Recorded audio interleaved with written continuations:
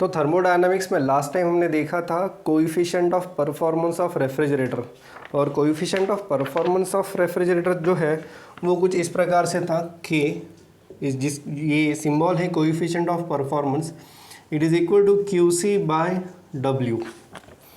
तो what do you mean by QC? QC is amount of heat absorbed from the cold reservoir, यानी fridge के अंदर की जो बॉडी है, फ्रिज के अंदर का जो जितने भी ऑब्जेक्ट्स हैं वहाँ से जो हीट एक्सट्रैक्ट हो रही है वो टोटल हीट कितनी है QC, and this is nothing but W। W is the work done by the compressor on that refrigerating gas, so fluorinated hydrocarbon gas.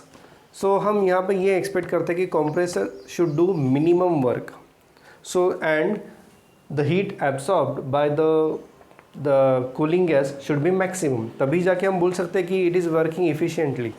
अगर हमें कंप्रेसर पे ज़्यादा काम करना पड़ रहा है, we have to supply more electric power to the compressor, और अगर वहाँ पे कूलिंग हो नहीं रहा है बराबर से, कूलिंग बराबर से हो नहीं रहा, इसका मतलब QC जो है वो बहुत कम है, और कंप्रेसर पे जो आप एनर्जी खर्च कर रहे हो दैट मीन्स W, सो वो एनर्जी बहुत ज़्यादा है, सो आपका फ्रिज इज़ नॉट एफिशिएंट। तो ये इसका मतलब है, दैट मीन्स इसका मतलब ये होता है कि it should absorb maximum heat from the objects kept in the refrigerator and the work to be done on the system should be minimum, तो जाके ये कोएफिशिएंट ऑफ परफॉर्मेंस जो है वो मैक्सिमम होगा, ये यहाँ पे इसका मतलब है। उसी के साथ साथ मैंने ये भी आपको बताया था एयर कंडीशनर। सो एयर कंडीशनर में हमने देखा था कि ये ऐसी कुछ डायग्राम हमने देखी थी बेसिकली उस वक्त। ये एक पाइप है, ये सर्कुलेटिंग पाइप, सो फ्रिज के लिए ये जो है ये है आपका बाहर का सेक्शन, जिसमें डायग्राम में यहाँ पे दिया है, एक मिनट, ये उन्होंने हॉट रीजन दिया है और ये कोल्ड रीजन दिया है। तो कोल्ड रीजन यानी फ्रिज के अंदर की बॉडी, हॉट रीजन यानी फ्रिज के बाहर की बॉडी, जहाँ रादर मोर क्लियरली फ्रिज के बैक साइड में जो एक हमें गर्म हवा ऐसी लगती है, वहाँ पे थोड़ा सा गर्म वहाँ पे लगता है। सो वहाँ पे बेसिकली ये गैस जो है ये यहाँ से हीट एब्सॉर्ब कर लेता है, that is nothing but QC, और वो जो हीट एब्सॉर्ब कर लेता है प्लस जो W वर्क होता है उसमें उस गैस की हीट कंटेंट बहुत बढ़ जाती है, और ये हीट कंटेंट वो कहाँ रिलीज़ करेगा, इधर हॉट रीजन में। सो ये बाहर का सेक्शन है। अब AC यानी एयर कंडीशनर जो है आपका, सो एयर कंडीशनर भी सेम प्रिंसिपल पे काम करता है। ये आपकी रूम है जहाँ पे आपने AC फिट किया है, और ये जो एयर जो हीट एब्सॉर्ब करने के बाद बहुत गर्म हो जाती है तो वो हीट जो है उसकी वो रूम के बाहर वो हीट रिलीज़ कर देते हैं। सो सब सेम है, बस जैसे मैंने लास्ट टाइम बताया था कि वॉल्यूम, रूम का वॉल्यूम बहुत बड़ा है एज़ कम्पेयर टू फ्रिज, तो थोड़ी कैपेसिटी हमें वहाँ पे ज़्यादा लगती है, और इसलिए वहाँ पे एनर्जी कंजम्पशन भी बहुत ज़्यादा लगता है। तो यहाँ पर भी कोएफिशिएंट ऑफ परफॉर्मेंस वही है QC बाय W, बट कुछ टर्म्स यहाँ पे उन्होंने बताई है पेज नंबर 101 पे। तो टर्म्स देखो क्या है कि rate of heat removed is H, so rate of heat removed is H, so it can be given by QC by T, and that's why QC is equal to H into T। और एक चीज़ यहाँ पे दी है, और जो power हम दे रहे हैं इलेक्ट्रिक पावर, तो वो पावर जो दे रहे हैं उस पावर की वजह से हमें वर्क मिल रहा है। So work is nothing but power into time. So coefficient of performance of air conditioner is QC by W, that is nothing but HT divided by PT, and hence it is H by P। ऐसा एक expression आपको यहाँ पे दिखाई दे रहा होगा, equation है 4.28, और यहाँ पे दिए typical values of KR 2.523 for room air conditioner. हमारे जो घर में जो रूम एयर कंडीशनर्स रहते हैं तो उसका जो कोएफिशिएंट ऑफ परफॉर्मेंस है दैट इज़ अराउंड 2.523। यहाँ पे अभी हमें ये देखना पड़ेगा कि एक एडिशनल चीज़ यहाँ पे उन्होंने दी है कि एयर कंडीशन की जब हम स्पेसिफिकेशन देखते हैं तो हम बोलते हैं कि ये AC जो है ये 1 टन का है, ये 1.5 टन का है या 2 टन का है। सो ये टन यानी क्या होता है, तो यहाँ पे उन्होंने एक अच्छी information the, just for your information ये बताया, बाकी कुछ ऐसा मैथमेटिकल एनालिसिस नहीं है। तो पुराने ज़माने में जो रूम ठंडी करते थे तो वो रूम ठंडे करने का तरीका था कि कुछ बर्फ़ वहाँ पे रखते थे और बर्फ़ में से कुछ तो ऐसी टेक्निक होती होगी कि बर्फ़ की वजह से वो रूम ठंडी होती होगी। अब वो बर्फ़ की वजह से रूम ठंडे होने का जो प्रिंसिपल है वो एग्जैक्टली आपके बुक में दिया नहीं है, बट बर्फ़ यूज़ करते थे। ऑब्वियसली बर्फ़ कंटिन्यूसली सॉलिड स्टेट में नहीं रहेगी, थोड़ी देर बाद बर्फ़ की जब आप हीट जब उसको हीट एब्सॉर्ब करेगा बर्फ़ तो फिर वो मेल्ट हो जाएगा। तो ये कैपेसिटी जो है it is given in terms of amount of ice required to cool that particular air. तो अगर उस रूम को कूल करने के लिए एक दिन में यानी 24 आवर्स में 1 टन इतना बर्फ़ लगता है, तो उसी के इक्विवेलेंट हमने एसी के भी स्पेसिफिकेशन या एसी की भी कैपेसिटी रखी कि एसी की कैपेसिटी 1 टन है। यानी एक रूम को ठंडा करने के लिए अगर आपको 1 टन बर्फ़ चाहिए तो वो इक्विवेलेंट एसी जो रहेगा वो भी आपको 1 टन का ही लेना पड़ेगा। बस दैट्स इट, बाकी कुछ नहीं। एक एडिशनल इन्फॉर्मेशन यहाँ पे दी है, there is nothing like mathematical analysis for this. So ये था थोड़ा सा डिस्कशन फॉर आपका रेफ्रिजरेटर था, कोएफिशिएंट ऑफ रेफ्रिजरेशन, और ये आपका एयर कंडीशनर, जो दोनों का वर्किंग प्रिंसिपल वर्किंग सब सेम है, कोई ज़्यादा फ़र्क यहाँ पे नहीं है। ये हमने डिराइव किया है coefficient of performance for AC यानी एयर कंडीशनर। ये वैल्यू जो दी है 2.5 to 3.0, ये वैल्यू आपको याद रखनी पड़ेगी क्योंकि अभी तक आपने जो सारी टेस्ट दी है या फिर आप देने वाले उसमें आपको पता चल जाएगी कई बार ये ऐसी रेंज पूछी जाती है कई सारे वैल्यूज़ की, जैसे पॉइजन्स रेशो है उसकी भी रेंज कभी कभी पूछी जाती है, तो ये रेंज आपको याद रखनी पड़ेगी। नेक्स्ट जो पार्ट है that is nothing but heat pump. अब हीट पंप यानी क्या, वही है हीट पंप यानी रेफ्रिजरेटर की तरह ही काम करता है, वो भी एयर कंडीशनर की तरह ही काम करता है, सब कुछ सेम है। बट हीट पंप में हम क्या करते हैं, यहाँ पे हमने क्या किया, कोल्ड रीजन से हीट ले ली और हॉट रीजन में दे दिया। अब हीट पंप इसका उल्टा रहेगा यानी जैसे एसी है तो एसी हम रूम में लगाते हैं तो एसी काम क्या करता है, रूम में से हीट एब्सॉर्ब कर लेता है, ठीक है। अब हीट पंप क्या करेगा, रूम में हीट सप्लाई करेगा यानी रूम को वो गर्म करेगा। तो उसके लिए क्या करना पड़ेगा, जो ये वाला पोर्शन है ये रूम के बाहर जाएगा और ये वाला पोर्शन जो है वो रूम के अंदर रहेगा। देखो ये उल्टा हो रहा है, रेफ्रिजरेटर या एसी एयर कंडीशनर में क्या हो रहा है, ये वाला जो पार्ट है ये रेफ्रिजरेटर के अंदर है या फिर मैं बोलूँगा रूम के अंदर है फॉर एसी, और ये वाला पोर्शन जो है वो रेफ्रिजरेटर के बाहर है, बैक साइड में है, या फिर ये रूम के बाहर है। लेकिन हीट पंप का पर्पज़ ये है कि हमें पर्टिकुलर बिल्डिंग को या पर्टिकुलर रूम को अगर गर्म करना है, सो इन दैट केस ये बस हमें उल्टा रखना पड़ेगा। यानी ये वाला पोर्शन जाएगा बाहर और ये वाला पोर्शन जाएगा अंदर, यानी ये रूम के अंदर रहेगा और ये रूम के बाहर जाएगा। That is nothing but heat pump. Working principle अभी यहाँ पर भी उसका सेम है। सो बस इतना ही, एक पैराग्राफ छोटा सा यहाँ पे दिया है, यहाँ पे हमें दिखाई दे रहा है। नाउ नेक्स्ट पार्ट जो है आपका second law of thermodynamics. So second law of thermodynamics से पहले उन्होंने कुछ डिस्कशन किया है, वो डिस्कशन क्या है पहले वो देख लेते हैं।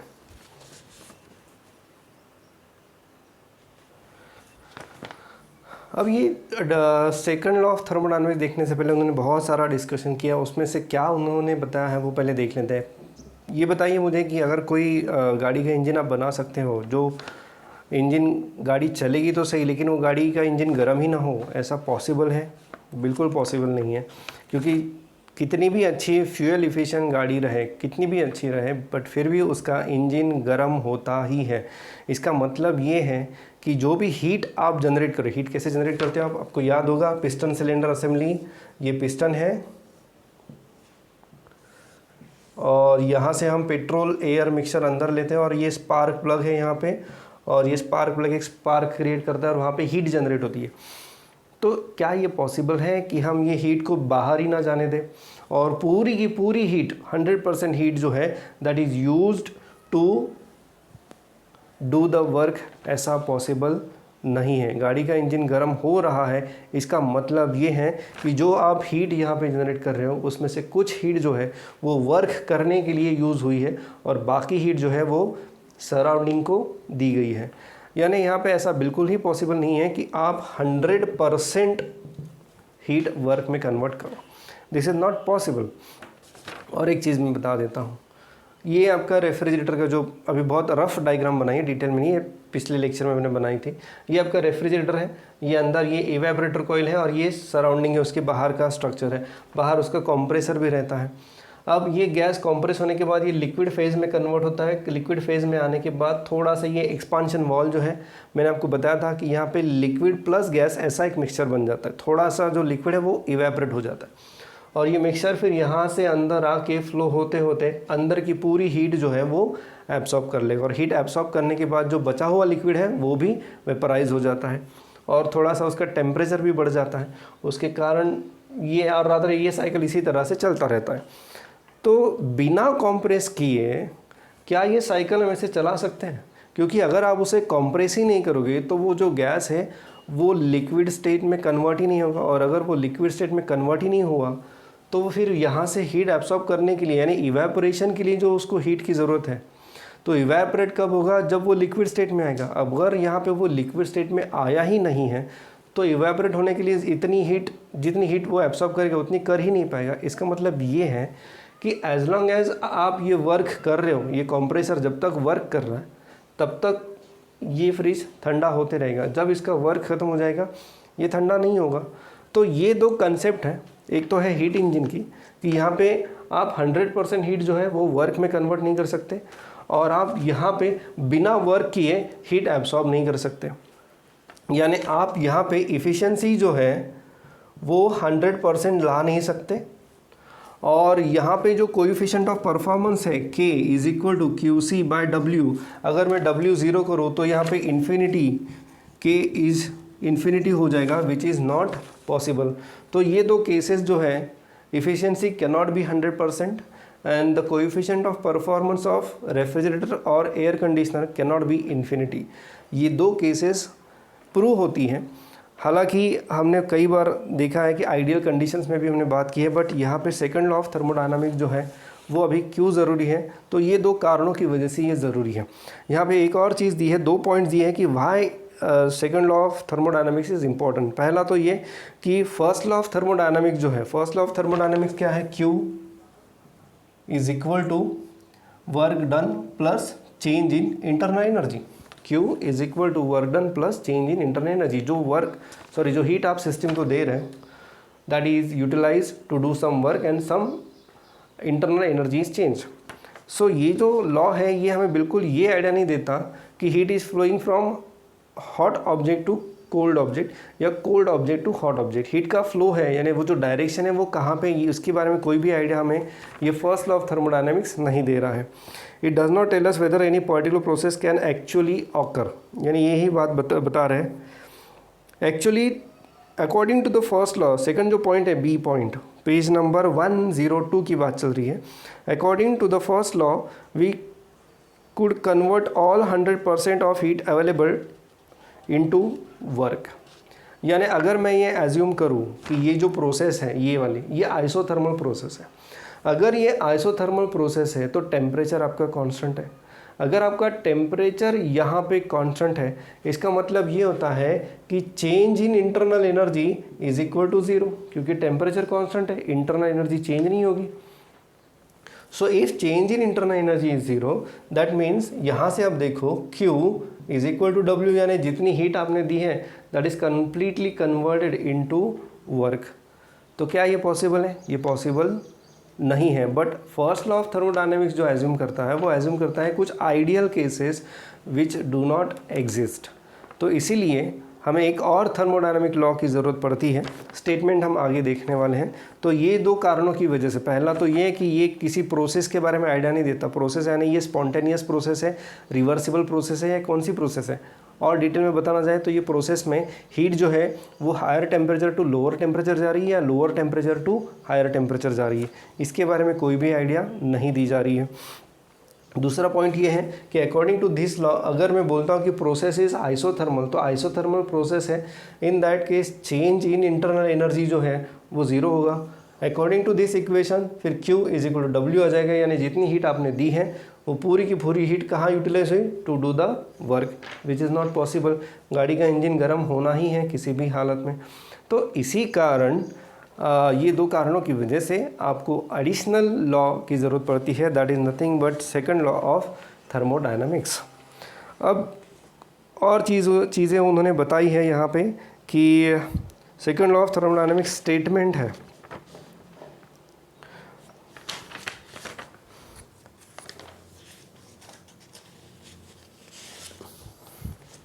पेज नंबर 103 पे आ जाइए आप लोग,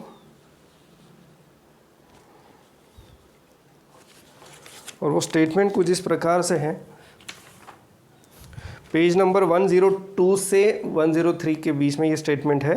it is impossible to extract an amount of heat QH from the hot reservoir and use it all to do the work W.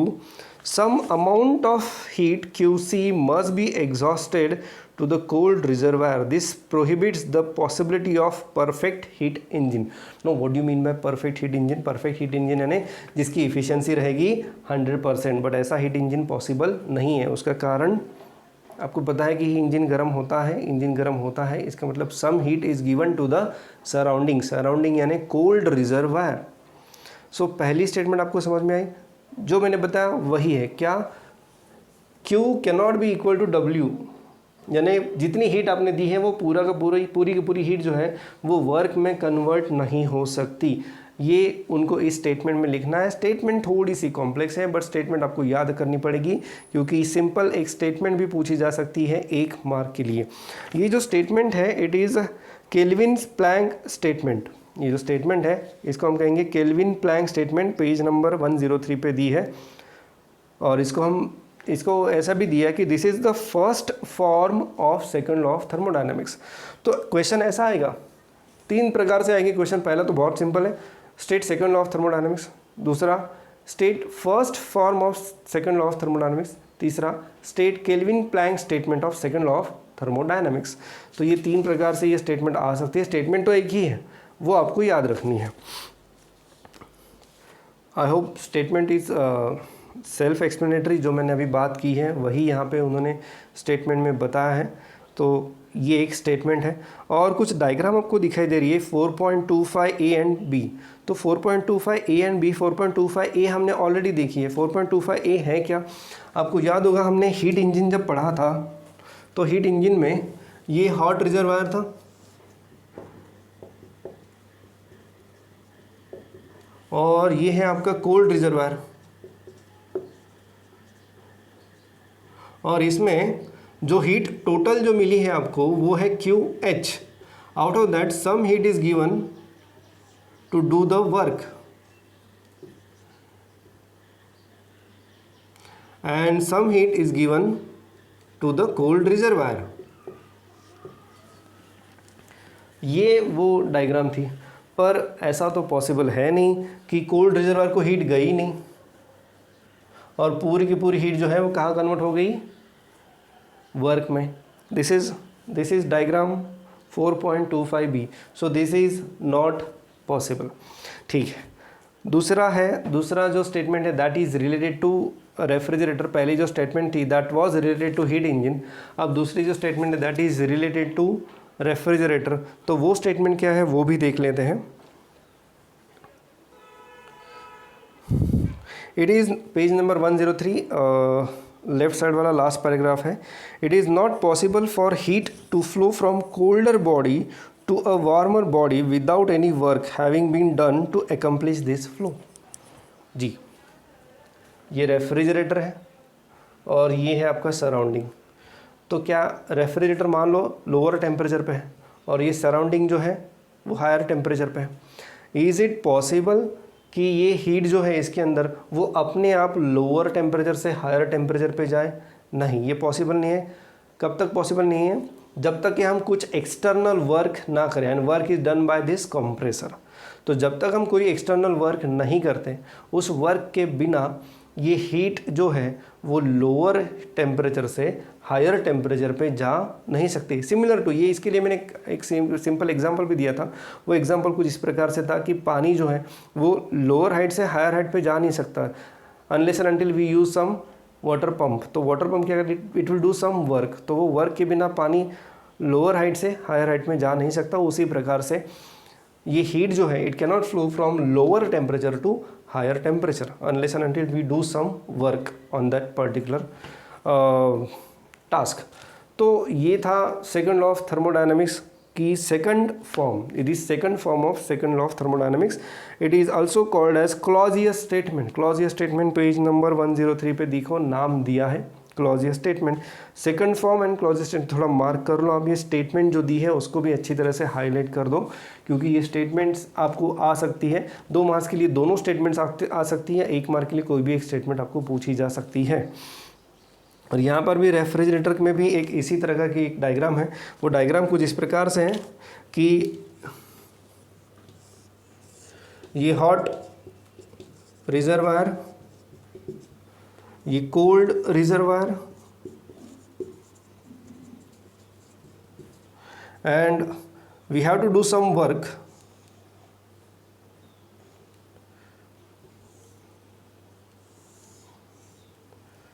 ये है वर्क और ये है QC amount of heat absorb from the cold reservoir and this is QH heat given to the surrounding. But ये possible नहीं है कि पूरी की पूरी जो हीट है वो पूरी की पूरी हीट QC से ही ऊपर जाए, ये पॉसिबल यहाँ पे नहीं है। तो ये दो डायग्राम्स आपको दिखाई दे रही है 4.26A and B, page number again 103। तो ये 2 स्टेटमेंट थी सेकंड लॉ ऑफ थर्मोडायनामिक्स की, उसके लिए पूरा उन्होंने डिस्कशन किया है। आप भी एक बार उस डिस्कशन को पढ़ लो, या फिर जो ये मैं लेक्चर में बता रहा हूँ उसको बस सुन लिया और स्टेटमेंट भी आपने याद रख ली तो भी काफ़ी है। समझ गए, अगर आपको कंसेप्ट अगर समझ में आ रही है तो दैट इज़, उसके अलावा कुछ खास इसमें है नहीं और कोई खास मैथमेटिकल एनालिसिस भी नहीं है। हाँ, ये पूछा जा सकता है कि why there is a need of second law of thermodynamics. तो जो 2 कारण मैंने आपको बताए थे A and B, page number मेरे ख्याल से ये है 102 पेज नंबर पे 2 रीजंस उन्होंने दिए हैं, तो वो 2 रीजंस आपको वहाँ पे लिखने पड़ सकते हैं। सो दैट्स इट, ये था discussion regarding second law of thermodynamics. एक और है आपको पेज नंबर 103 पे लास्ट पैराग्राफ में दिखाई दे रहा होगा कि ये जो मैंने अभी बताया आपको, इसके ऊपर उन्होंने कहा है कि the statement means that spontaneous flow of heat from an object at cold temperature is not possible. बस इतना ही उन्होंने यहाँ पे दिया है। आगे का जो पार्ट है that is nothing but Carnot cycle.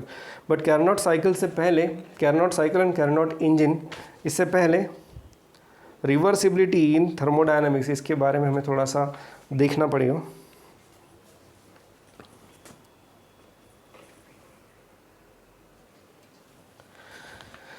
Page number 104 पे now they have started Carnot cycle and Carnot engine. आपको मैं बता दूं, उन्होंने भी बता दिया है कि इट इज़ हाइपोथेटिकल इंजन, ये एक इमेजिनरी कंसेप्ट है। Of course it is presented by that scientist Carnot, but ये उसकी जो कंसेप्ट थी ये एक पूरी तरह से हाइपोथेटिकल कंसेप्ट थी और बस हमें इसके बारे में डिस्कशन करना है, कुछ थोड़ा सा एनालिसिस है वो भी हमें देखना है। अब ये है क्या बेसिकली, इसके लिए हमें थोड़ा सा रिवर्सिबिलिटी पे वापस जाना पड़ेगा। आपको पता होगा मैंने रिवर्सिबल प्रोसेस के बारे में थोड़ा बहुत आपको बताया था। तो रिवर्सिबल प्रोसेस यानी क्या है उसको एक बार फिर से देख लेते हैं बाय यूजिंग ग्राफ एंड एक सिलेंडर पिस्टन असेंबली भी हम देख लेते हैं। तो मान लो एक सिलेंडर पिस्टन असेंबली है इस प्रकार से,